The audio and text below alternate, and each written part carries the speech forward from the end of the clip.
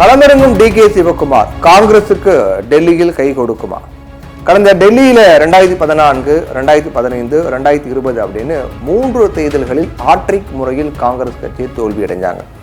இதுல 2015, 2020 தேர்தல்களில் காங்கிரஸ் கட்சி ஒரு இடத்துல கூட ஜெயிக்க முடியல. இதனால வரக்கூடிய சட்டமன்ற தேர்தலில் வெற்றி பெற வேண்டும் அப்படிங்கிற முனைப்பில் கர்நாடகாவுடைய துணை முதலமைச்சர் டி.கே. சிவகுமார் உள்ளிட்ட பல முக்கிய தலைவர்கள் டெல்லியில களமிறக்கப்பட்டிருக்காங்க. டெல்லியில கடந்த 2014 முதல் ஆம் ஆத்மி கட்சியினுடைய ஆட்சி நடந்துட்டு வருது. டெல்லியில மொத்தம் 70 சட்டசபை தொகுதிகள் இருக்கிறது. ஒரு கட்சி தனித்து வெற்றி பெறணும் அப்படின்னா 36 தொகுதிகளை கைப்பற்றணும். இந்நிலையில தான் டெல்லியில் இருக்கக்கூடிய 70 தொகுதிகளுக்கும் ஒரே கட்டமாக பிப்ரவரி 5ஆம் தேதி சட்டமன்ற தேர்தல் நடைபெற உள்ளது. அதற்கு பிறகு ஓட்டு எண்ணிக்கை பிப்ரவரி 8ஆம் தேதி நடக்கிறது. இந்த தேர்தலில் ஆளும் ஆம் ஆத்மி, எதிர்கட்சியான பாஜக மற்றும் காங்கிரஸ் இடையே ஒரு மும்முனை போட்டி நிலவிட்டு வருது. இந்த தேர்தல் என்பது காங்கிரஸ் கட்சிக்கு மிகவும் முக்கியமானதாகும். ஏன்னா ஒரு காலத்துல காங்கிரஸ் கட்சியினுடைய கோட்டையாக டெல்லி இருந்துச்சு. 1998, 2003, 2008 அப்படின்னு 3 தேர்தல்களில் தொடர்ந்து காங்கிரஸ் கட்சி வெற்றி பெற்று ஆட்சியை பிடிச்சாங்க. மறைந்த காங்கிரஸ் மூத்த தலைவர் ஷீலா தீட்சித் தான் முதல்வராக இருந்தாங்க. ஆனா அதன் பிறகு கடந்த 3 தேர்தல்களில் காங்கிரஸ் கட்சி படுதோல்வியை சந்தித்தது.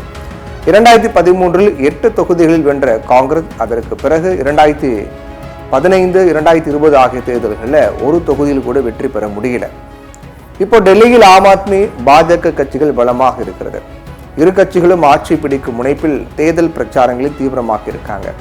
இதற்கிடையே தான் காங்கிரஸ் கட்சியும் இந்த முறை டெல்லியில் அதிக இடங்களை கைப்பற்றி ஆட்சியை கைப்பற்ற தேவையான பிரச்சாரங்களை முன்னெடுத்து வராங்க.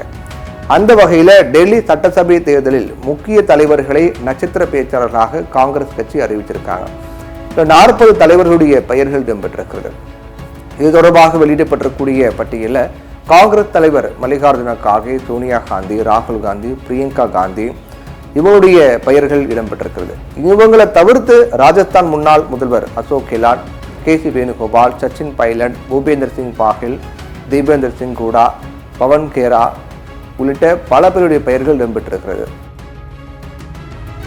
அதே போல மிக முக்கியமா பார்த்தீங்கன்னா கர்நாடக துணை முதலமைச்சர் டி.கே. சிவகுமார், உத்தரகாண்ட் முன்னாள் முதல்வர் ஹரித் ராவத், டெல்லி காங்கிரஸ் தலைவர் தேவேந்தர் யாதவ், அல்கா லம்பா, சந்தீப் தீக்ஷித், அம்ரித் சிங், இம்ரான் பிரதாப் கார்ஜி இவங்க எல்லாருடைய பெயர்களும் அந்த பட்டியலில் இடம்பெற்று இருக்கின்றது. இதுல டி.கே. சிவகுமார் ரொம்ப முக்கியமான ஒரு நபராக பார்க்கப்படுகிறார்.